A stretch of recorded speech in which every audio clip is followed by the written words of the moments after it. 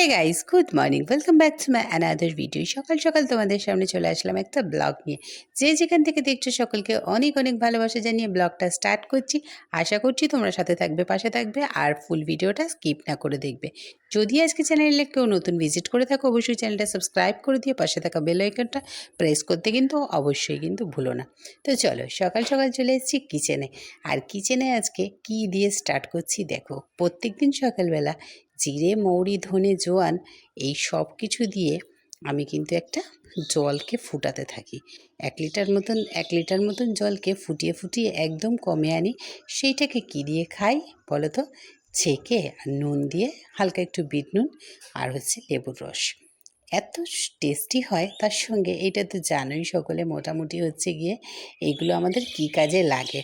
Weight loss করতে সাহায্য করে, তার সঙ্গে হজমের যে গণ্ডগোল সেইগুলো কিন্তু অনেকটা পরিমাণে আমাদের কিন্তু কমাতে সাহায্য করে। আর পেটের মধ্যে যে আমাদের সবসময় ফোলা ফোলা ভাব, সেইগুলোও কিন্তু অনেকটা রিলিফ হয়। দেখতেই পাচ্ছ কতটা জল দিয়েছি, সেইটাকে ফুটিয়ে কিন্তু একদম কমিয়ে নিয়েছি, এই দেখো। আর এই যে সব গ্লাসে কিন্তু সার্ভ করে দিয়েছি। কাঁচের গ্লাসটা অ্যাভয়েড করি, তার কারণ ভীষণ পরিমাণে গরম হয়ে যায় তো, যার জন্যে কী হয়, সেগুলো একটু ফেটে যাওয়ার চান্স থাকে। এরকম হয়েছে, সেই কারণেই এখন স্টিলের গ্লাসটা ইউজ করছি। আর এই যে দেখতে পাচ্ছ লেবুর রসটা দিয়ে নিয়েছি। আর এইখানে আজকে করব চিংড়ি মাছ। তো চিংড়ি মাছগুলোকে ছাড়িয়ে নেওয়া হয়েছে। এখানে রয়েছে কাঁচা লঙ্কা, রসুন, তার সঙ্গে হচ্ছে চারমগজ, পোস্ত, কাজু, আর এখানে রয়েছে টক দই। আজকে কিন্তু এটা দিয়ে করব। আর এগুলো গলদা চিংড়ি, দেখো সমস্ত কিন্তু ছাড়ানো হয়ে গেছে। আর ছাড়িয়ে নিয়ে এইগুলোকে বেশ একটু হালকা করে ভেজে নেব। তো চিংড়িটা বেশ অনেকটাই নেওয়া হয়েছিল, দুটো রেসিপি করা হয়েছে।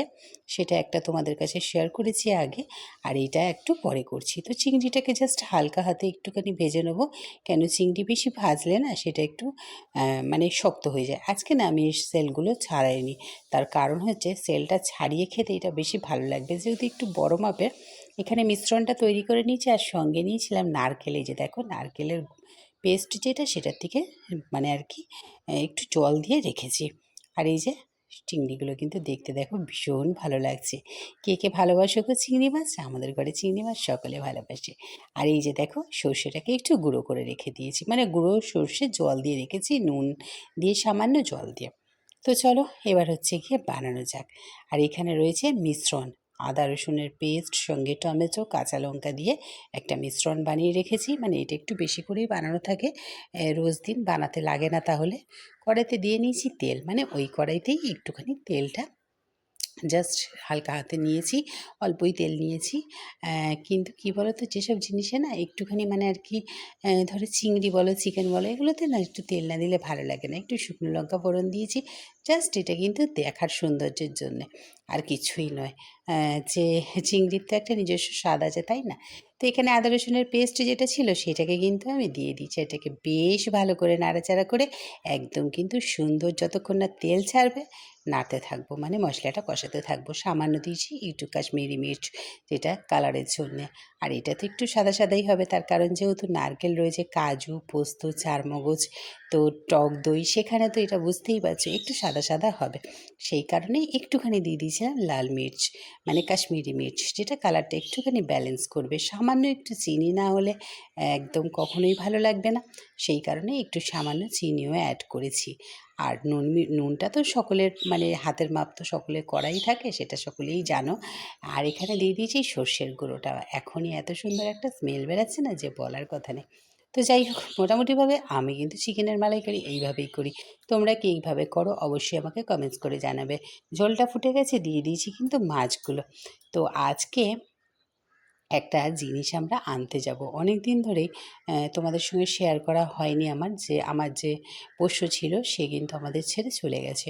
তো সেই কারণেই কী বলো তো, খুব কষ্ট হয়েছে যে ওকে অনেক দিন ধরে মানে রাখা তো আমাদের কাছে। তো যাই হোক, চলো, রান্না হয়ে গেছে। গুড ইভিনিং বন্ধুরা। আজকে আমি, মেয়ে, তোমাদের দাদাভাই একটু বেরিয়েছিলাম। তোমাদের দাদাভাই একটু তাড়াতাড়ি চলে আসাতে এক জায়গায় যাচ্ছি। কোথায় যাচ্ছি সবটুকু বলবো। তার আগে বলি, সঠিকভাবে ভিডিও আপলোড করতে পারছি না, আর এখানে যেই ভয়েসটা দিয়েছিলাম সেটা শোনা যাচ্ছিল না, সেই কারণে আমাকে ভয়েসটা আবার কাটতে হলো। তো যাই হোক, আমি চলে গিয়েছিলাম আজকে একটু হাটে। আর এই রাস্তাটা দেখো কত সুন্দর, অপূর্ব, মানে সবুজ, দেখলেই চোখটা যেন জুড়িয়ে যায়। হ্যাঁ, যেই কারণে ভিডিওটা দিতে পারছি না সেটা হচ্ছে আমার শরীরটা একটু খারাপ আছে আর সকলের পরিবারেও যেতে পারছি না। কিন্তু মেয়ের কাছে আমার আর কোনো মানে উম মানে কি বলবো, রক্ষে নেই। মেয়ে যেটা বলবে সেটাই আমাকে করতে হবে। সে আমি কেন, সকলেই তাই করে। কোথায় যাচ্ছি?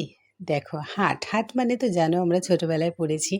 আর হাট হচ্ছে এখানে বুধবার আর শনিবার দিনকে বসে। তো সেই রাস্তাটা ধরেই আমরা এগোচ্ছি। তো অনেক বাজার দোকান বসেছে, সেখান থেকে তোমাদের দাদাভাই জিনিসপত্র কিনছে। মেয়ে কেন, কোন কারণে এসছে সেটা অবশ্যই আমি তোমাদেরকে জানাবো। দেখো, বিভিন্ন রকম জিনিস কি পাওয়া যায় না বলো তো? সব জিনিস পাওয়া যায়। আমরা তো যেখানে গেছিলাম সেখান থেকে ব্যাক করেছি। এবার হচ্ছে দেখাচ্ছি তোমাদেরকে যে কিসের জন্য গেছিলাম আর মেয়ে কেন গেছিল। তো চলো দেখো এবার আজকে কি রিয়াকশন হয়, আমি জানি না কি কি হবে। এদিকে দেখো, এই যে এই যে এইদিকে দেখো, এই যে কুট্টুস না হলে ওর হচ্ছিল না, সেই জন্য নিয়ে এসছে কুট্টুসকে। আর এইদিকে দেখো, ডোডোকে দেখো। ডোডোর রিয়াকশনটা আমি এখন দেখবো কি হয়। ডোডো তো এত পোষ মেনেছে। এ দেখো ডোডো, তোমার নতুন ফ্রেন্ড। এইটা কে? এইটা কে? মা, এটা ছোট। বড় হয়ে গেছি। এইটা কে বাবা? যাচ্ছে তুই যেন এই ভাবে করছিস। বাবা, ওরে বাবা, বলছি না ওরা দুজনে এই ছোট ছোট, এটা ছোট।